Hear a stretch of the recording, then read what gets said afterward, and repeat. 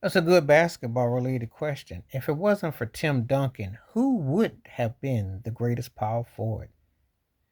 If I throw Dirk, Kevin Garnett, Charles Barkley, who would have been? Karl Malone. Malone, Barkley, Dirk, Garnett. It's a tough question to answer because you really understand the power forward position was really a sweet position. I mean, it's such a hard answer because if I go by stats in a career, who benefited the most, this is an interesting situation too. I have actually seen on others forums where there was questions about if it wasn't for Jordan, which player would have benefited the most, and where Karl Malone may have been in that. But then Karl Malone also benefited from the power position because if it wasn't for Tim Duncan, how might history look at him? And does he win a ring? And does the history look at him? So he comes up high. That's what it comes down to. Basically, positions that are dominant, that's where guys get more notoriety.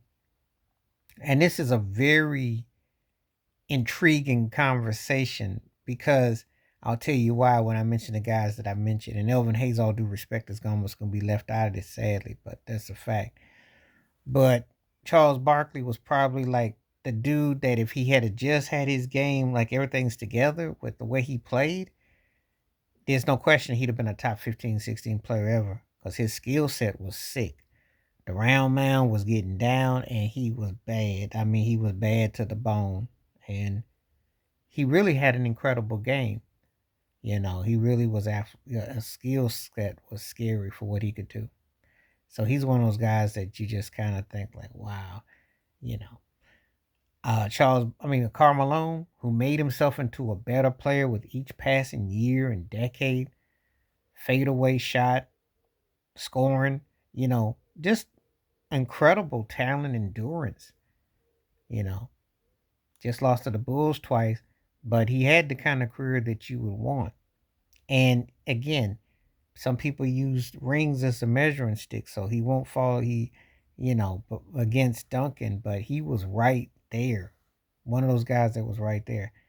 Then we get to KG, Kevin Garnett, who did win in Boston, won one, loss, but he had minimal success in Minnesota. And again, postseason adds up. He did get a league MVP, etc. But postseason adds up, and it can hurt you. So for some, he didn't quite deliver, but his athleticism, he definitely gave Duncan a run for a moment.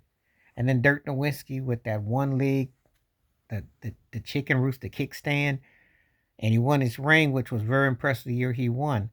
Dirk never gets the kind of love he's due though for a 30,000 point career guy and playing with one team his whole career and where he meant to overseas players because he really was one of those turning point players when people weren't no longer laughing. They were like, wow, this guy is for real. He belonged.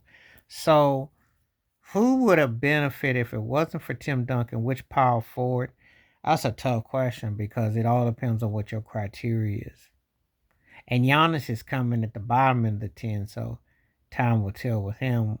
But it's an interesting question. What is your criteria for the top 10 power forwards and where do you come down on it? It's a great question because I can make a case for Barkley, for Malone, for Garnett, and for Dirk. Yeah, if it wasn't for Tim Duncan. So please like, subscribe, welcome thoughts, comments, and I do respond. Thank you. Wash your hands. Keep your mind clear. Watch out for another. Share if you like. Stay safe, stay blessed, stay woke, stay free. On my one time. Peace.